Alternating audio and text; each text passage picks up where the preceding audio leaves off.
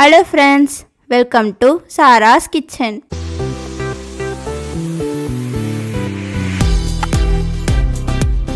இன்னைக்கு நம்ம evening snacks veg cutlet எப்படி பண்ணுறது தான் பார்க்க போகிறோம்.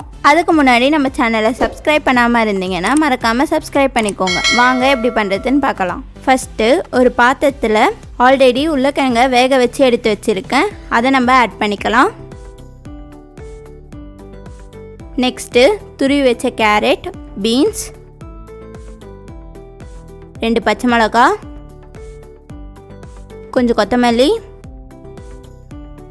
1 ஸ்பூன் காஷ்மீர் மிளகாய்த்தூள், 1/2 ஸ்பூன் கரம் மசாலா, 1/4 ஸ்பூன் மஞ்சத்தூள், தேவையான அளவுக்கு உப்பு. லாஸ்ட்டாக பிரெட் க்ரம்ஸ் ஆட் பண்ணிவிட்டு எல்லாத்தையும் ஒரு வாட்டி நல்லா மிக்ஸ் பண்ணிக்கோங்க. நெக்ஸ்ட்டு நம்ம பிசைஞ்சு வச்சதை ரவுண்ட் ஷேப்பில் தட்டிட்டு மைதா மாவை தண்ணியில் மிக்ஸ் பண்ணி எடுத்துருக்கேன். அதில் நல்லா டிப் பண்ணிவிட்டு பிரெட் க்ரம்ஸில் 2 சைடு ஒட்டுற மாதிரி நல்லா போட்டு எடுத்து வச்சுக்கோங்க.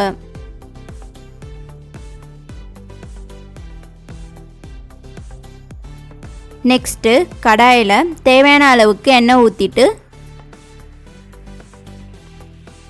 எண்ணெய் சூடாயிட்ட பிறகு பிரெட் க்ரம்ஸில் பரட்டி வச்சதை நம்ம எண்ணெயில் போட்டு பொரித்து எடுத்துக்கலாம்.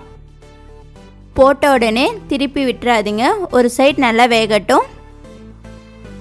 அப்புறம் இன்னொரு பக்கம் திருப்பி விட்டு 2 சைடு வேக விடுங்க. நல்லா ப்ரௌன் கலர் வந்துட்ட பிறகு எடுத்திங்கன்னா சுவையான வெஜ் கட்லெட் ரெடி. இந்த வெஜ் கட்லெட்டை சாஸோடு வச்சு சாப்பிட்டிங்கன்னா டேஸ்ட் வேறு லெவலில் இருக்கும். ஈவினிங் டைம் இதை உங்கள் வீட்டில் செஞ்சு கொடுத்தீங்கன்னா எல்லோரும் விரும்பி சாப்பிடுவாங்க. ஆல்ரெடி இதே மாதிரி evening snacks crispy potato balls எப்படி பண்ணுறதுன்ற வீடியோவை நம்ம சேனலில் போட்டுருக்கோம். லிங்க்கை டிஸ்கிரிப்ஷனில் ஆட் பண்ணுறேன், மறக்காமல் செக் பண்ணி பாருங்கள். இது உங்கள் வீட்டில் ட்ரை பண்ணிவிட்டு எப்படி இருக்குன்னு கமெண்ட்டில் சொல்லுங்கள். இந்த வீடியோ உங்களுக்கு பிடிச்சிருந்தா லைக் பண்ணிவிட்டு உங்கள் ஃப்ரெண்ட்ஸ் அண்ட் ஃபேமிலிக்கு ஷேர் பண்ணுங்கள். இன்னும் நம்ம சேனலை சப்ஸ்கிரைப் பண்ணாமல் பார்த்துட்டு இருக்கோங்க, மறக்காமல் சப்ஸ்கிரைப் பண்ணிக்கோங்க.